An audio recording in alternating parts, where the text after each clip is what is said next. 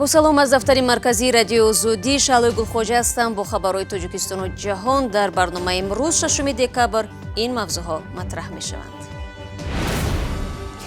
интиқоли пул аз Русия ба Тоҷикистон ба сахтӣ ҷараён дорад. Баъзеҳо пулро гирифтанд, аксарият ҳанӯз аз тақдири маблағҳояшон нигаронанд. Унҷа чӣ гуфта?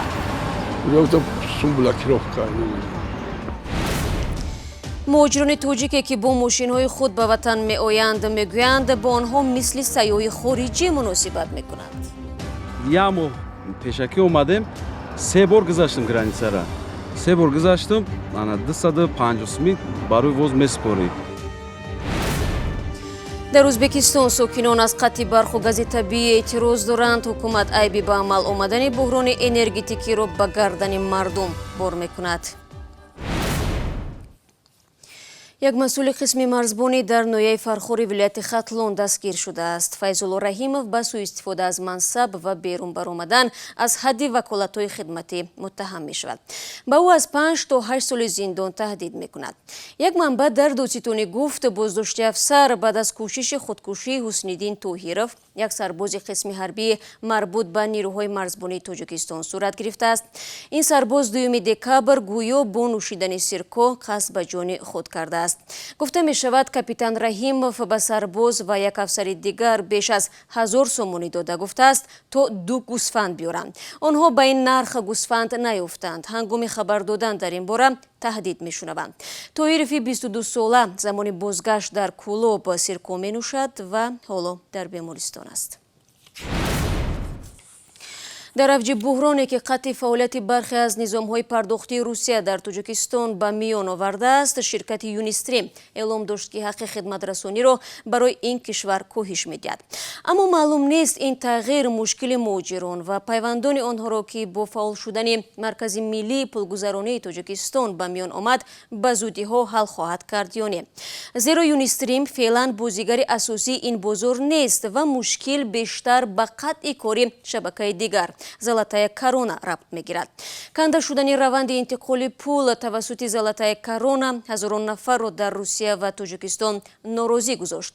ҷузъиёти бештар дар гузориши Сарвинози Рӯҳулло ва Шаҳлои Абдулло. пас аз 2 рӯзи интизорӣ Севара тавонист маблағи аз Русия фиристодаи падарро ба даст гирад. то замони гирифтани маблағ вақти зиёде сарф кард. ҳатто натавонист ба донишгоҳ равад.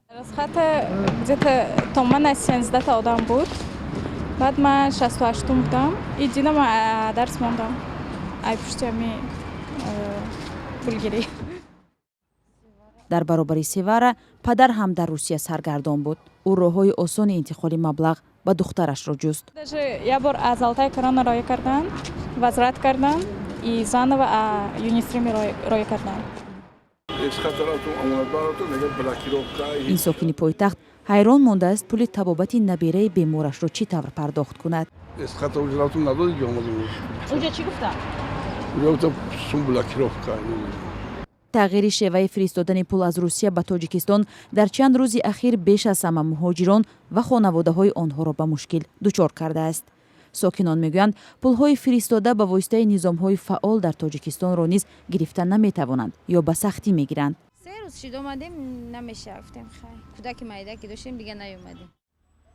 мақомоти Тоҷикистон 3 рӯзи пеш Маркази миллии интиқоли пулро фаъол карданд ва аз шабакаҳои байналмилалӣ хостанд ки ба он ҳамроҳ шаванд. то ин дам низомҳои Юнистрим ва Контакт ба онҳо пайвастанд ва бо ҳадафи ҷалби муштариён Юнистрим шурӯъ аз 6 декабр ҳаққи хизматрасониро аз 1.5% то ҳудудан 1% поин фаровард. маъмулан 80% муҳоҷирон маблағҳои худро тариқи Золотая корона мефиристоданд. бисёриҳо пешниҳод доранд ки Бонки миллӣ тасмими худро бознигарӣ кунад ва интиқоли пулро ба маҷрои пешинааш баргардонад. аммо мақомоти Бонки миллӣ аз тасмими худ ҳимоят мекунанд ва мегӯянд, дар ин ҷо пеш аз ҳама масъалаи ҷилавгирӣ аз пулшӯӣ ва пуштибонӣ аз бонкҳои Тоҷикистон аст. тибқи омори расмӣ муҳоҷирон дар 9 моҳи имсол ба кишвар наздик ба $2.5 миллиард фиристоданд. Сарвинози Рӯҳулло, Шаҳлои Абдулло, Озодӣ, Душанбе. بینندگان عزیز، با مشاهده از مراجعت‌های بیشماری شما و پیگیری همزمان خبرهای رادیو آزادی در مورد انتقال پول اهمیت این مسئله را ما خوب درک میکنیم. ما نیز محض به همین خاطر با نمایندگان بانک ملی و هم شرکت‌های انتقال پولی پیوسته در تماس هستیم. اگر هر نوگانی و پیشرفتی در این زمینه شد، باوری داشته باشید همان لحظه برایتان خبر میدیم. اما در این بین طور معلوم می شود نه تنها مسئله انتقال پول بلکه با مثل سیاحی خارجی رفتار کردن مقامات تاجیک با مهاجران آنها را شگفت زده کرده است. این نوبت حرف سری آنهایی می رود که اساساً از روسیه با ماشین‌های خود به دیداربینی پیوندانشان به تاجیکستان می آیند. این مهاجران شکایت می کنند که مجبورند بعد 15 روز وطن را ترک کنند. چرا؟ افسانه اکابرشو توضیح می دهد. مهاجران تاجیک که با ماشین‌های رقم‌های روسیه وارد تاجیکستان می‌شوند، خواستار دراز کردن مهلت 15 روزه اجازه حرکت در قلمرو کشور شدند. بختیار خوجاєв که همراه اویله و 3 فرزندش از روسیه به عیادت والدین و توی برادرش آمده است، میگوید پس از 3 سال دوری از وطن برای عیادت خویشاوندان باید مدت بیشتری اینجا بماند، اما مجبور است با پایان مهلت کشور را ترک کند. مثل بختیار دیگر مهاجران نیز از این مقررات اظهار ناراضگی میکنند و میگویند اجازتنامه را بر عوض 250 سامانی میگیرند و آن هم تنها برای 15 روز. اگر قرار است بیشتر از مهلت تعیین شده در کشور بمانند، باید دوباره مرز کشور را عبور کنند و از نو درخواست اجازتنامه کنند. اگر راه با ماشین اشتراف پلاسات که محکم کرده میشه. اگر مهلتش گذارد. اگر که روی راسی تو تاموژنی 1200 сум جریمه میسپاریم میبری میری. میگم ما یه ماه پیشکی اومدیم 3 بار گذاشتم گرانیسه را. 3 بار گذاشتم انا 250 сум برای وز میسپاری. بعد 15 روز وقتت میتیان. اگر تانیروفکا داشته باشی 10 روز وقتت میتیان. آخه کمی بده. این مثال نومیروی ما کتی از تاجیکستان میروند روسیه داد 3 ماه به پول به وزش میتن 3 ماه میگرده به پول به یگان چی. نه تنها مهاجران کاری بلکه آنهایی هم که از دیگر کشورها با ماشین‌های خود به عنوان سیاح برای تماشای تاجیکستان می‌آیند، از کم بودن مهلت اجازه حرکت ماشین‌هایشان در قلمرو کشور اظهار نگرانی دارند. تاجیکستان یک جای زور بوده سگون پیشتر وایکه ما درو برومو سالی که کین شوست درو برو سال امنا ملتر کدا چوزی کدا کنیم اگر نقض میشد می یا نمیشد می. بویمراد فیض‌اللهیف سخنگوی خدمات گمرک تاجیکستان از دادن هر گونه اطلاع در مورد پرداخت‌های گمرکی که برای ماشین‌های خارجی پیش بینی شده است خودداری ورزید. این نهاد به نامه رسمی رادیوی آزادی نیز با گذشت 2 روز پاسخ رسمی نداده است. شما برنامه خبری رادیو آزادی را تماشا دارید. در یکی از دهه‌های ناحیه وسه والدین و آموزگاران مشکلی نداشتن سیمخانه را برای حشر حل کردند.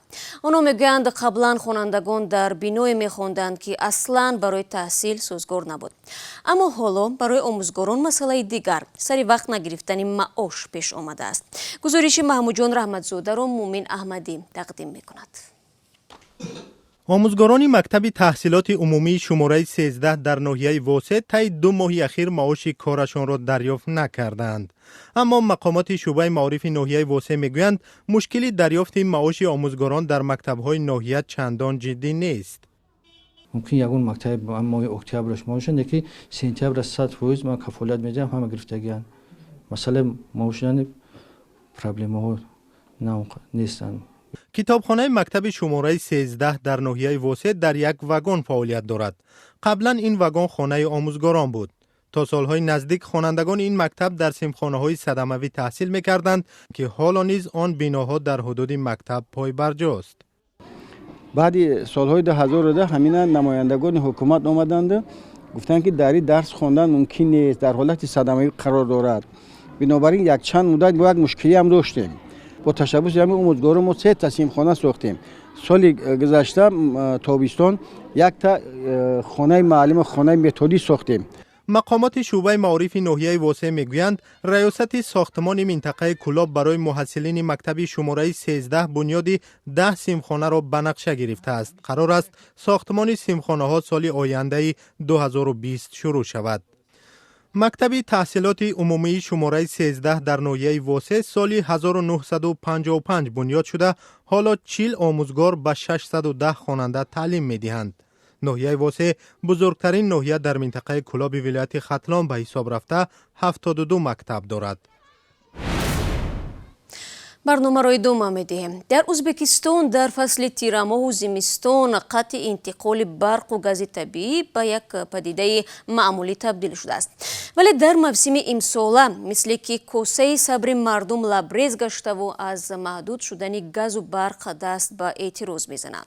اخیراً سروزیر ازبکستان در یک جلسه بخشیده به همین موضوع شرکت‌های دخلدار کشورش را برای قطع نیروی برق ساکنان تنقید کرد. اسکندر خوجا میرزاده موضوع را ادامه می‌دهد. امسال ازبکستان سرشار از ذخیره گاز طبیعی با بحران انرژتیکی مواجه شده است. کاروان طولانی ماشین‌ها که در این نوار کاربران به چشم می‌خورد، نوبت برای خریدن گاز طبیعی میباشد. ساکنان این جمهوری آسیای مرکزی به کمبود مواد سوخت در فصل زمستان عادت کردند. ولی به قول آنها امسال وضع دیگر بوده، مشکلی واقعی در پیش است. این ناحیه یازیاوان ولایت فرغانه می باشد. ماشین ها برای خریدن گاز تخمیناً 2 روز نوبت می پایند. وضعیت در سراسر کشور همین است، از جمله در شهر تاشکند، پایتخت ازبکستان.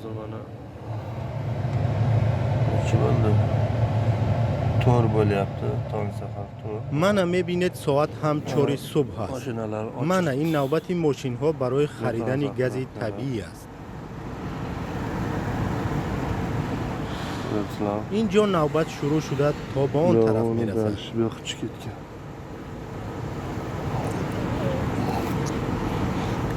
endi mart bormikan mana shuni butun xalq O'zbekiston xalqi shunaqa آیا یگان انسان یافت می شود که برآمده مشکلی مردم ازبک را حل کند؟ یگان رهبر یا متصدی باشد برایت کنی مرحمت. من 8 ساعت شد منتظرم. 7 soat bo'ldimi? کمبود گاز باعث کمبود نیروی برق هم شده است. салому алейкум. ин аҳволи мо аст. соат 18. ин ғизои шом ва ин кӯдакони мо мебошанд.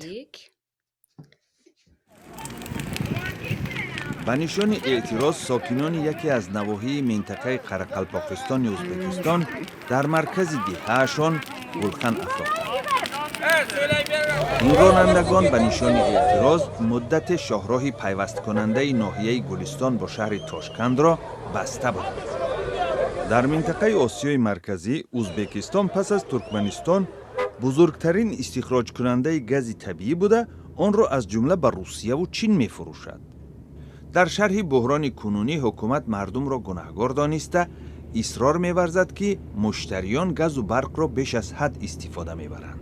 کارشناسان رهبری ناموفق شرکت مونوپولی دولتی و تجهیزات کهنه زمان شوروی را یکی از محرکان اساسی بحران کنونی انرژتیکی در ازبکستان می‌شمارند. و در دوشنبه زن 22 ساله را با گمان فروش طفل نوزادش بازداشت کردند. وزارت کارهای داخلی میگوید جوان زن روز 5 سپتامبر امسال در تولدخانه شهر حصار دختر به دنیا آورده. در همین شهر او را با مبلغ 1000 سومانی به یک زن 32 ساله نویه رودکی فروخته است. از روی این حادثه تفتیشات ادامه دارد. دادستانی کل تاجیکستان سال گذشته از باز شدن پرونده علیه 30 نفر با جرم خرید و فروش آدمان خبر داده بود که اکثریت به خریدن و فروختن کودکان عیبدار دانسته می شوند. بینندگان عزیز، فرصتی که در اختیار داشتیم به پایان میرسد. تو نشری صحبت و برنامه‌های نو در هفته آینده شما میتوانید از وبسایت رادیو آزادی با خبرهای تازه تاجیکستان و جهان آشنا شوید. کانال ما در یوتیوب با نام آزادی ویدیو است. نوار و گزارش‌های جالب در آنجا گذاشته میشوند و اگر میل داشتید از صفحه‌های ما در شبکه‌های اجتماعی نیز استفاده کنید. در 2 روز آینده استراحتی با فراغت داشته باشید. تا ملاقات نوبتی، خدا نگهدار.